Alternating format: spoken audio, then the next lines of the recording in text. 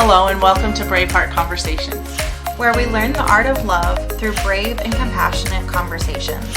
I'm Jillian Aurora. And I'm Marie Wallace. And we are your hosts today. Good morning, good morning. Welcome to Braveheart Conversations. I am Jillian Aurora and I'm here with my co-host today, Marie Wallace. Good morning. And we are super excited to be here with you as usual. So I just want to first say thank you to everyone who's joining us, whether you're on Facebook Live, which we do this every Thursday morning, or you can find us on Spotify or iTunes or Podbean. And you can also join our Facebook group where we have discussions and you can see old content. You can find us there at facebook.com/groups/Braveheart Conversations. So definitely check that out. And I really appreciate when you guys engage with us and give us questions because we will talk about them live. So anyway, our topic for the day, we're really excited to talk about bravery in telling your story. I think that it can be really challenging to tell our stories, even though they're our most powerful gifts. We came to this planet with something to master, something to learn, and that is what unfolds in our story. And then a lot of times we hold shame or embarrassment or feeling the need to protect people, and so we don't share. And I think that ends up really being a detriment to all of us, because when we share our story, we actually free a lot of people, because we all hold some shame around our stories and our experiences. And so when we have the courage and the bravery to share, other people go, oh my gosh, yeah, me too. So, Marie, this is a big one that I know you've talked about a lot. I remember taking a class of yours years ago in storytelling, and in that one we were writing. Yeah. Which is really important. I love writing. That was definitely the first way I was able to tell my story. So I kind of want to talk about the steps that it takes to tell our story and how that picture unfolds, because it's not like you just wake up one day and you are brave enough to share all of your story with the world. So I want to talk about why it's important, because a lot of times we justify telling ourselves it's not really that important, and all the reasons we give ourselves not to share our story, and then how we can start telling our story and unfolding that. That sounds like a great plan. Yeah. Thank you. So, Marie, tell me more about telling your story and what that process looked like for you. And then I want to hear too, because I think you have some really unique ways of telling stories and getting people to warm up through writing. Okay, so I didn't realize the importance of it until probably 5 years ago. I did a lot of writing, so I told my story to myself a lot. Mm-hmm. And then someone asked me to say my story out loud, and I freaked out. And I go, I can't do that. And it was probably more than that, because now it's probably longer than that. It's been 6 years, because I was at the time doing a lot of work with my dad. And that's where the stories were coming from, and a lot of childhood trauma. And the worry is, how do you navigate that and still honor the people in it and not, bring up the ugly stuff? And there's just no way around it. You have to tell the ugly part. One, it freed me. Mm-hmm. And I didn't realize it until I actually voiced it and said it out loud in the group.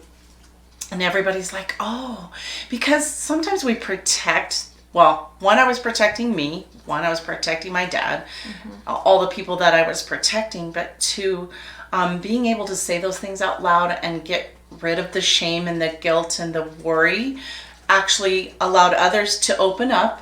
It allowed me to open up and get that out, because, back to the Brene Brown quote, this blame and shame and all of that, hiding gives, just makes it fester. Mm-hmm. But the other part was it freed other people to share their story.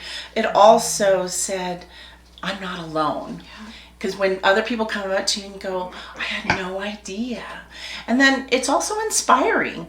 It's inspiring to others that you overcame some really big things. Because otherwise everybody makes up a story about you. If you're not telling your story, someone else is. And it's usually not true. So that's a great point. Yeah. I know for me, I started sharing my story safely in an anonymous group. Oh, yeah. Right? So I was in Al-Anon. Next month, it'll be 9 years. So that recovery group has been really instrumental in my life. And I was able to really safely share, not even just after my story, after things happened, but actually current events. I was able to share in a space that was really, really helpful for me, really instrumental, because when we bottle all that up and we isolate, we feel alone. We feel like nobody else is experiencing this. They don't understand. Yeah, we think that people won't understand. But you know what? Now, as I very publicly share my story, there was a lot of pushback, and we'll get into some of the pushback in a minute, but I cannot count the number of times that women have said, I feel like you're speaking the words, before I've shared them, or you're speaking the thoughts in my head, or how did you know, or he says exactly those things. And we realize that we aren't as unique. Our story isn't as unique as we thought. And so it really discharges a lot of that pain and shame that we hold around it. Oh my gosh, somebody talked to her the same way. Because there's a lot of shame for me in like the verbal abuse that happened. There was a lot of shame in allowing someone to talk to me that way. Yeah. And so when I could own that, and there was a lot of shame, so part of my story is going back, right? I moved everything out, and then I moved everything back in. It was like, it was a lot of work. And then I felt like a fool. Yeah. But today I'm really grateful I came back, because I can relate to so many women who go back. And the average number is like 7 times that women go back. That's a lot. So I get to relate with that. And I didn't see that at the time, but now I can understand. I can empathize with people's embarrassment and their shame. And so what I want you all to hear is, there are lots of people impacted by my story. You may be impacted by my story. You may be impacted by Unapologetic or by Braveheart Conversations or any of the work that we put out. And I want you to connect here that if I had never been able or willing to share my story, you wouldn't have experienced that impact. Mm-hmm. And the same is true for you. So when you share your story, you will impact so many more people. Because, and I'm going to do it again, I'm going to share a Brene Brown quote, but vulnerability is the last thing that we want to share in ourselves, but the first thing we look for in everyone else. Mm-hmm. And so remember that because I was vulnerable and you're super attracted to that vulnerability and my authenticity, the same is true for you. When you expose that in you free other people, you impact other people, just like you've experienced when Marie tells her story or I share my story. That impact is really, really huge. So, and I want to add that collectively. Oh man. So collectively, as we share our stories, that's going to impact the world. It ripples out, and the more we speak up and the more we talk about what's going on, then we can start stopping some of these systems that keep that in place. All that guilt and shame, and it holds us down and holds us back. And then when we can't progress as a people, so the more of we share collectively and get it out there and let others feel empowered by those stories or inspired by those stories, because sometimes us telling our stories inspires people to take action, and more that's just going to grow us as a collective. So I just wanted to add that part. I love that. That's so important because, yes, the reason why I feel like my story impacts a lot of women is because, it starts to crumble those old patriarchal beliefs and programming, and they start connecting the dots, and they're like, oh, this is why that happened, and this is what I'm experiencing. And yes, like, that's what happens when we share our stories. And there is that part. I want to go back to what you said. We do feel like we've been duped by the system. We're like, how did I not see that? How did I choose this person to be in my life? Now we know. We go back to that, and we've talked about that. But in the beginning, you go, how could I have not seen this? And or someone else has gone along and said, what, I told you shouldn't have, or you shouldn't have been with this person. And then you realize that it was part of the learning and the growing. However, at the time, you just feel, like you said earlier, foolish, duped, all those words that bring about shame, and it's not about that. We chose those people to grow in our lives and to expand, and there's no shame in that. It's except if we're not pulling ourselves out of the pattern, and then we might go, oh, okay. But for some reason, we go back. And sometimes we go back to make sure that we're really wanting to shut that door, right? Like, did I really want to shut that door? Oh, yes, I really wanted to shut the door. So yeah. There's no mistake in your past and in your story.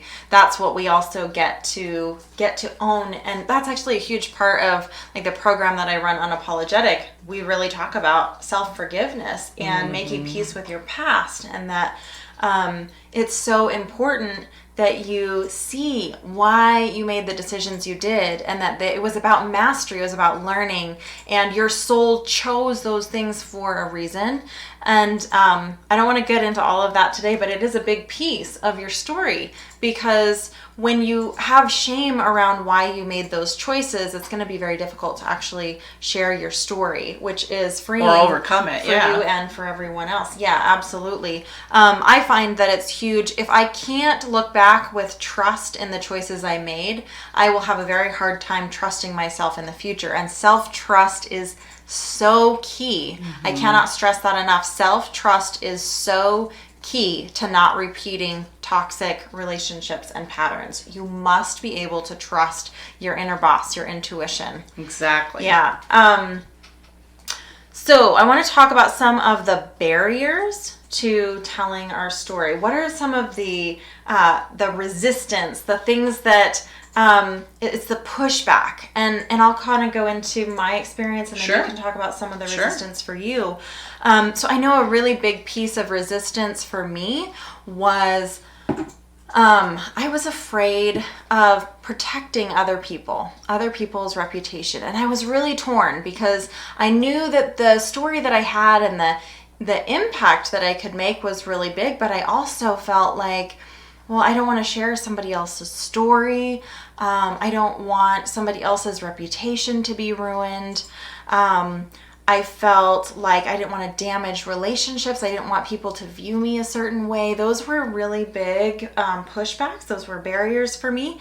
And then the scariest one, the major story that I share with you all now, my passion really comes from healing codependency. And so I share a lot about leaving my marriage, and I share a lot about just the codependent patterns that played into that. And I will definitely share the biggest fear that I had in sharing that story was from him. It was danger to myself, my own reputation. There were some threats. There were not physical threats, but there were legal threats and financial threats, and just a lot of bullying. And I knew that was a probable thing that would happen if I started sharing my story. And so I want to speak to some of that because I know some of our listeners are women who have experienced similar situations, and it's very, very intimidating to speak the truth, or to even acknowledge. Sometimes this is a piece too. I really for a long time minimized what I went through. Like, it's not that big of a deal, Other people have overcome more. Right. It wasn't physical. What do I have to complain about? Well, that's programming too. I remember that. Like, just because he didn't hit me meant that I should stay. And emotional abuse wasn't even talked about then. And all the emotional abuse that just did more damage than physical abuse. And yeah, you just can't erase those. And the power of other people, I think that's what I worried about. The power and the money of other people over me taking things that were very valuable to me, that I might lose my family, that I might lose my home, that I might lose relationships that I really adored and loved. So those were all very big power plays that were brought up, and I might lose my job. There was one situation where my job was threatened because of all the people that were involved in that particular situation. And I was a young single mom. I was worried about losing a job at that time. So there's all these people who have the power plays over you, and they use those to hold you down and suppress you. Yeah. And you believe them. It's so real to you. So we don't want to minimize that part, because inside it's so real to us, all that we stand to lose when we do that. So. Well, and I actually want to bring up too that some people will say, oh, it's just fear, it's not real. However, like, after doing so much studying in domestic violence, our intuition is the number one indicator of danger. And so when I faced those fears that my former spouse would retaliate, that was real. It wasn't just something made up in my head. That was something that was a very real thing that could happen to me. And women do experience that. Women do experience severe physical harm and emotional harm and legal and all those things. It does happen. And so my mindset when I chose to tell that particular story, because that was a big one for me, when I chose to tell that particular story, my mindset was, you can fucking take it all. I will lose it all to tell my story, because the truth matters to me that much, and I realize the value in telling my story that much, and I am no longer going to be controlled by this person. That was my mindset. It wasn't that, it's not realistic. It's just, I need to tell myself I'm wrong for having these fears. No, those fears were valid. It was more that feel the fear and do it anyway. Exactly. Because in the end, the truth will prevail. It does. Because you're holding on to that authenticity. You're holding on to what you truly believe in, and you're holding on to what really is important in that situation. You may lose it all, but you have to be willing to go there. Yep. Otherwise, you won't have that freedom. And then what good is it being in bondage anyway? Right? A couple of weeks ago, I was just watching a documentary about, what's his name? The pedophile, Epstein. Oh, okay. And it was... I was like, which one? Which one? Yeah. I'm being very one in the news recently, yes. But it was so moving to me that all of those women who were abused were willing to stand up and speak against someone so powerful and someone so intimidating, and to be shut down over and over and over. To me, that's so much strength to be able to stand up to that and to still say, no, this is what happened to me. And because, then this is what we get to hear, is because each of those victims stood up and because they were stopped brave, him. eventually it all crumbled. It took a long time, way longer than it should have. It's maddening how long it took for that to crumble, but it crumbled because of each voice. It crumbled. And that is powerful. So when we say that our voice doesn't matter and we're telling ourselves it's not that big of a deal, look at some of those more extreme examples and you will see how it is a big deal. It's such a big deal. And the ripple effect from there, it takes those voices and then collectively it's building, right? And now more and more women are speaking up because they're going, oh, I'm not the only, going back to the other one, I'm not the only one. There are other women out there that need to hear my story so that they will step up. Absolutely. And I want to go back a little bit into one of the voices that says you can't do this, is that whole, saving somebody else's reputation thing. And something that was very valuable is when I did start sharing my story, I had a coach. And I had a really powerful coach that was willing to fill in all of those fear spots for me and to say, like, you got this. You're a warrior, you're a justice warrior, and you tell your story if you want to. If you don't want to, great, but do it if you want to, Don't let someone else diminish you. And that was so huge for me. I really needed that cheerleader. But I do want to talk about the reputation piece where I so badly wanted to just share my story, right? Because that's what we're told for the longest time, you just share your story, don't share others. And then it felt so inadequate in that particular situation. And piecemealed. How do I share my story without sharing something about this person? And everybody has to find their own way through that journey. I did the best that I could to always come from a place of love. It was not coming from revenge or being vindictive. It came from a place of love. It came from a place of healing. And it is truth-telling. I did my best to avoid sharing names or things that weren't valuable to the point I was trying to make. So you get to be really honest with yourself about what your motivation is for sharing your story. If you're sharing your story because you're trying to get back at somebody or because you're trying to punish them, it's only going to make you look bad. Hold up and acknowledge what are you trying to accomplish? What are you trying to do? Because our stories are powerful. They are meant to inspire and help heal other people and free other people.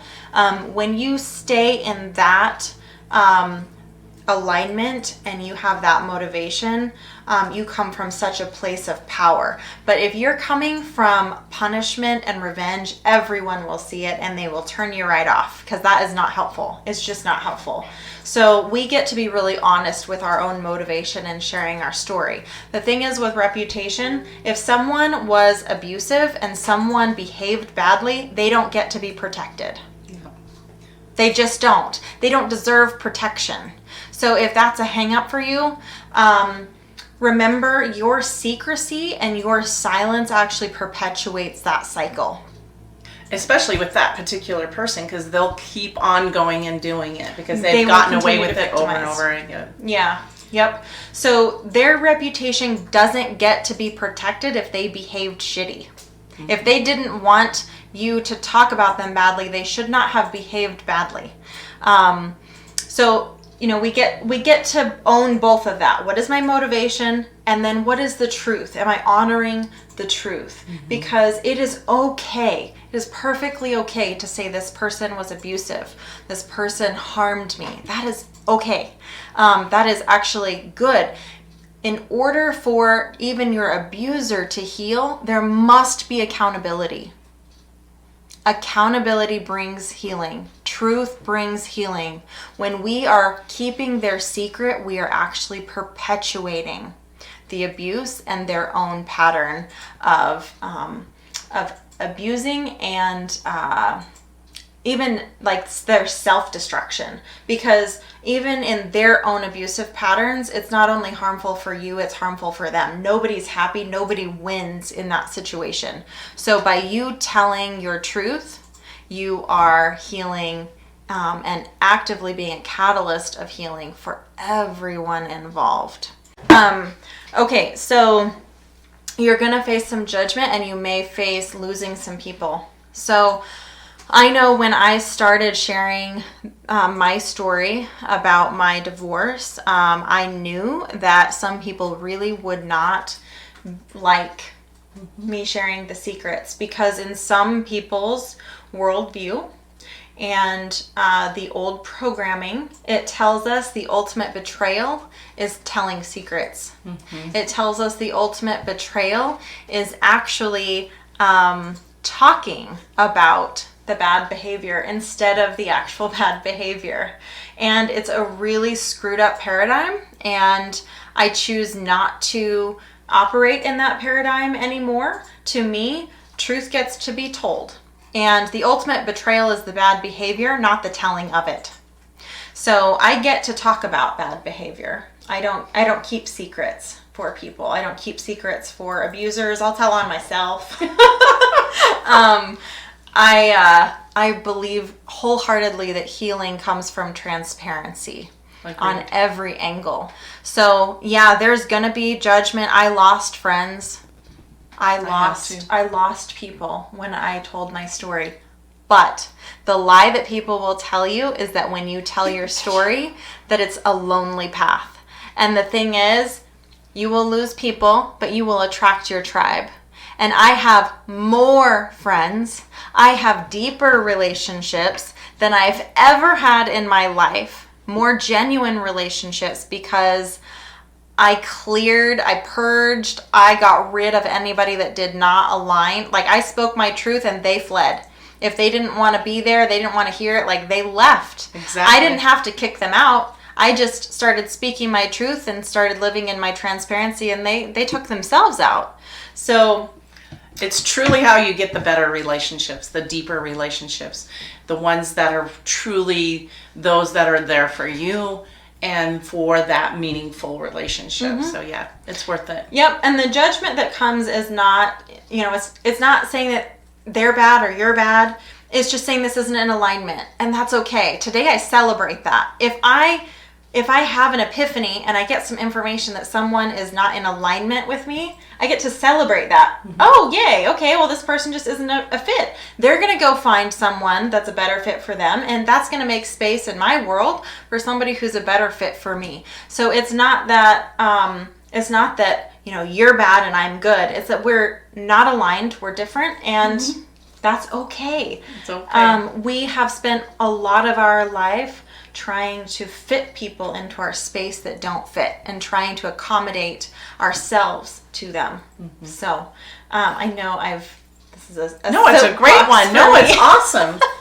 No, it's really it's empowering for people to know that it's okay to tell your story. Absolutely. So telling them all the things. Yeah. So get out there, share your story. Please do. It will help us all. Do you have anything? It's inspiring to us too. So. Absolutely. I am empowered when I see somebody else sharing their story. It builds me up. It lights my fire. And I think that it's the same for everyone. Marie, do you have anything to add about sharing your story? No? Okay. We got one more comment. The words, I can never say that. I'm not going to butcher it. But I know it means the Hawaiian phrase. The ho'oponopono? Yeah. Ho'oponopono. I think yes. Yes. It's, what is it? Thank you. I'm sorry. Please forgive me. I love you. And actually, it doesn't matter the order, but there are songs on YouTube that help you do it in certain orders. So it's whatever order feels good for you. Usually I start with I'm sorry, please forgive me, thank you, I love you. Yeah. But it has been in many, many orders, whatever order feels good for you. If starting and blessing with I love you works for you, because sometimes that situation needs to be blessed first. I love you. And then you can go with I'm sorry. Because sometimes we have to own our part in that thing too. Please forgive me as well. So I forgive you, but please forgive me as well, because my part in that situation. So, yeah, I love Thanks for bringing that up. It honors the accountability for each person, and thank you. I always love thank you, even starting with thank you. The gratitude Thank you for bringing it up. This person is a lesson. Yeah. Mm-hmm. Yeah. Thanks for being there for me. Yeah. So Thank you for sharing that. That was a great reminder. With that, I'm going to go ahead and wrap it up. And thank you all so much for being here today. This was a fun conversation. Again, we do this every week. So Thursday mornings, you can join us live on our Facebook group, which is facebook.com/groups/Braveheart Conversations. You can also find us on iTunes, Spotify, and Podbean. And if you would like to ask us any questions, or if something came up today that you felt like was a challenge for you and you just want to discuss more about it, we'd love to hear from you.